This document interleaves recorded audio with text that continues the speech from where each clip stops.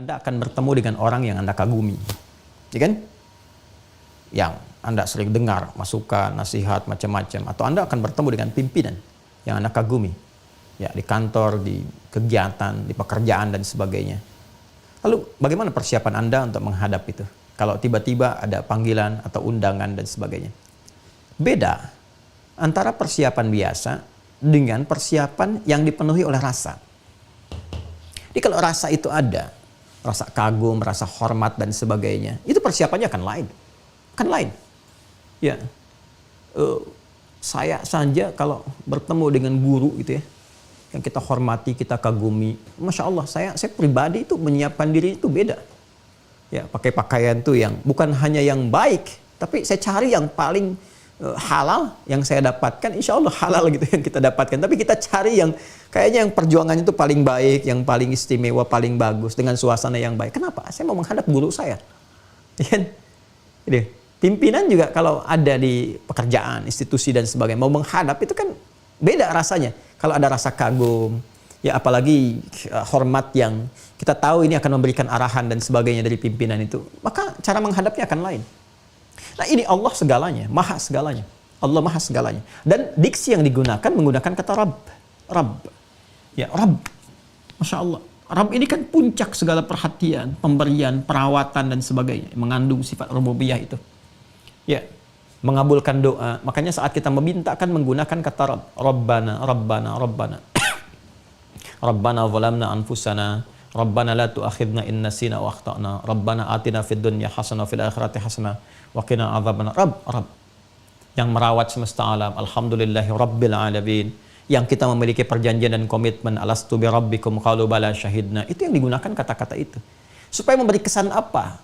Kata Allah itu, kamu sekarang akan menghadap kepada yang selama ini merawat kamu. Ya kan? Menyehatkan kamu, menyembuhkan kamu saat sakit. Mengabulkan apa yang mau kamu minta, memenuhi hajatmu.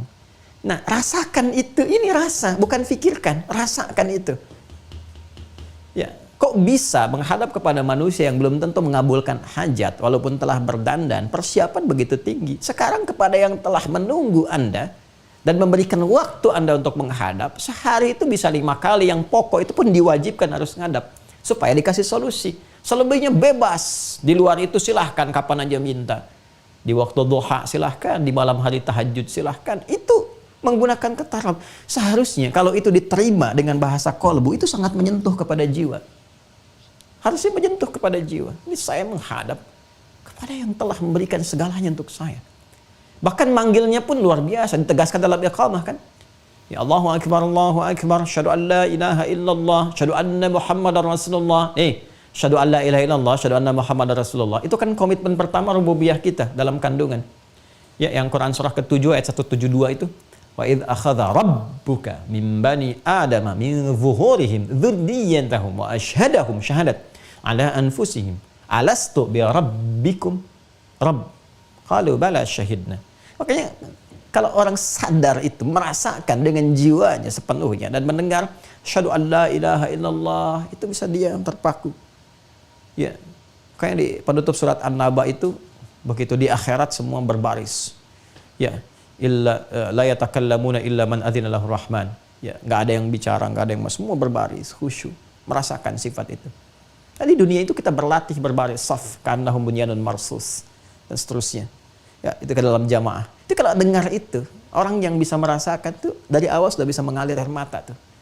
Ya Allah, kurang pengabdian nih. Nuntut banyak rahmat, nuntut banyak pengabulan, nuntut banyak minta ini itu. Sementara dikasih belum disyukuri.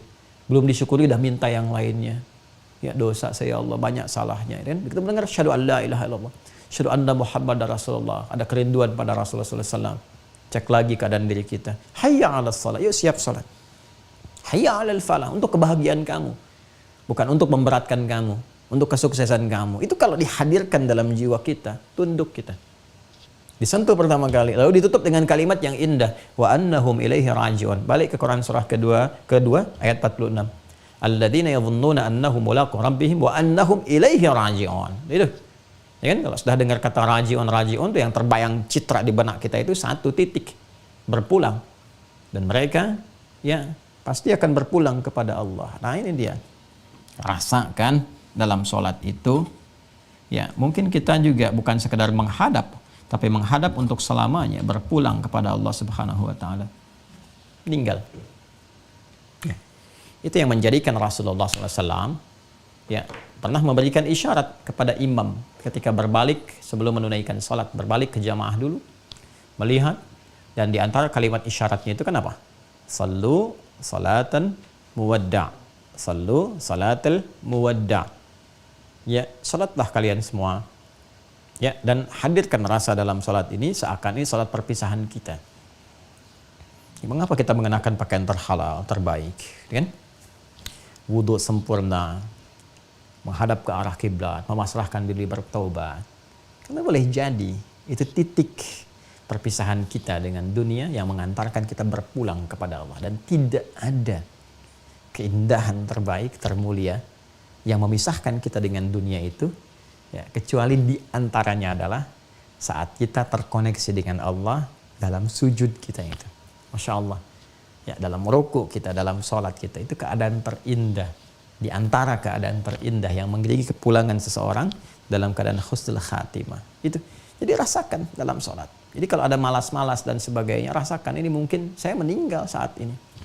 Ya, kan adzan itu kan panggilan, dipanggil. Yang panggil siapa? Allah lewat suara muadzin. Mungkin dipanggil untuk selamanya.